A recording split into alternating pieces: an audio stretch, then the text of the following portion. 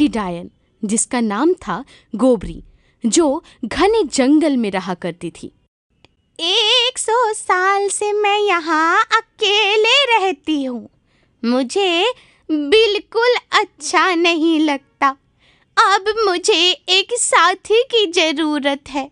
जाती हूँ श्रृंगार करने और एक सुंदर लड़की का रूप धारण करूँगी ताकि गांव वालों को तंग कर सकूं।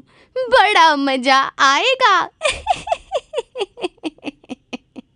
तभी वहां किसी की पैर की आवाज सुनाई देती है। ऐसा लग रहा है जैसे कि कोई आ रहा है इस जंगल में। चलो चलो छुप जाती हूँ, छुप कर देखती हूँ कौन आता है। तभी एक बहुत प्यारी और सुंदर लड़की जंगल की तरफ आती हुई दिखती है, जो कि लकड़ी खोजने इस जंगल में आई हुई होती है ताकि यहाँ से कुछ लकड़ी चुनकर अपने घर की चूल्हा जला सके। और ये सारी चीजें गोबरी डायन छिप छिप कर देख रही होती है और तभी बोलती है, अरे ये तो उस बाबूलाल चाय वाले की बेटी है। अमावस्या के रात में इस घने जंगल में ये क्या कर रही है? मुझे इससे क्या मतलब? मुझे तो बस एक साथी चाहिए, बस एक साथी। और ये कहकर डायन बगल की एक घर में छुप जाती है और एक सुंदर लड़की का रूप धारण कर लेती है। दूसरी तरफ बाबूलाल की बेटी शिल्पा को जंगल में भटकते भटकते काफी देर हो जाती है, पर उसके हाथ एक लकड़ी भी नहीं आती और वो खाली हाथ अपने घर की ओर बढ़ने लगती है। तभी उसे बहुत तेज प्यास लग जाती है। तभी उस जंगल में उसे एक छोटी सी कुटिया नजर आती है। शिल्पा उस कुटिया की तरफ जाती है और बोलती है, कोई है? कोई है क्या? कोई सुन रहा है?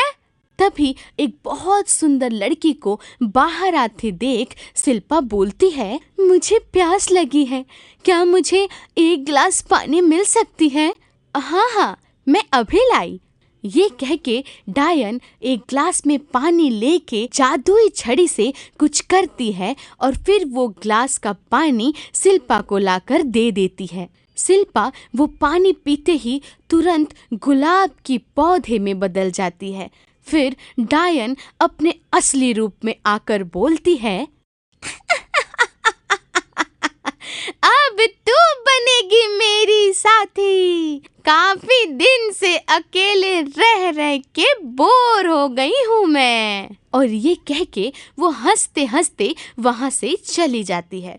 तभी पेड़ पे बैठा एक तोता ये सब कुछ देख रहा होता है और उस डायन के जाते ही वो तोता उस लड़की के पास यानी शिल्पा के पास आता है और आते ही कहता है, एक गुलाब सुंदरी, ये क्या हो गया तुम्हें? देखो ना, इस डायन ने मुझे क्या बना दिया। मैं अब घर कैसे जाऊंगी? और मैं नहीं जाऊंगी तो घर पे खाना कैसे बनेगा? ये कह के वो जोर जोर से रोने लगती है। तुम टेंशन ना लो गुलाब सुंदरी, मैं कुछ करता हूँ।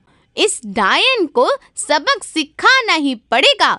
तुम रुको, मैं आता हूँ। नहीं, तुम मत आओ, वरना तुम्हें भी ये डायन मेरे जैसा बना देगी। अरे नहीं, तुम इतना मत सोचो, मैं देख लूंगा। जब डायन नहीं रहेगी तभी मैं तुम्हारे पास आऊंगा। और ऐसा कह के तोता जाके एक पेड़ के ऊपर बैठ जाता है। कुछ देर बाद उस तोते को एक शिकारी दिखता है, जो कि शायद शिकार करने उस जंगल की तरफ आ रहा होता है।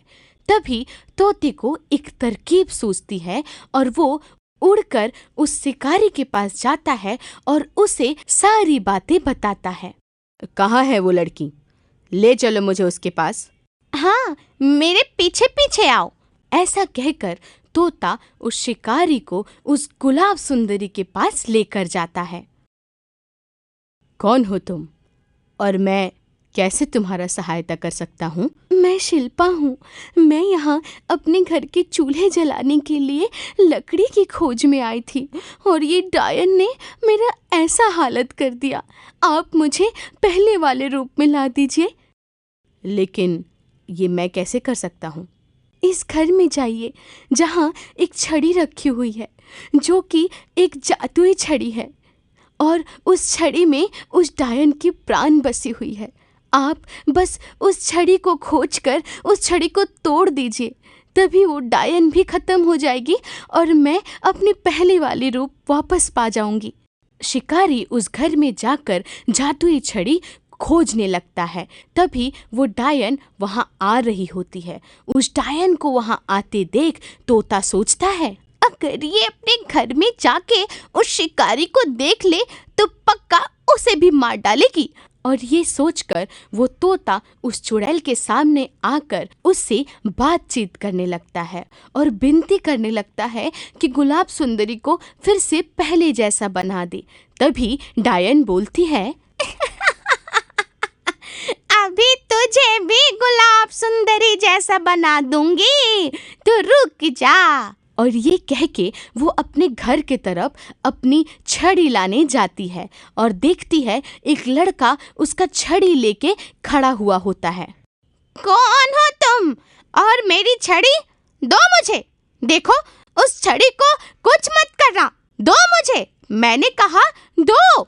और ये कह के वो उस लड़के की तरफ बढ़ ही रही होती है।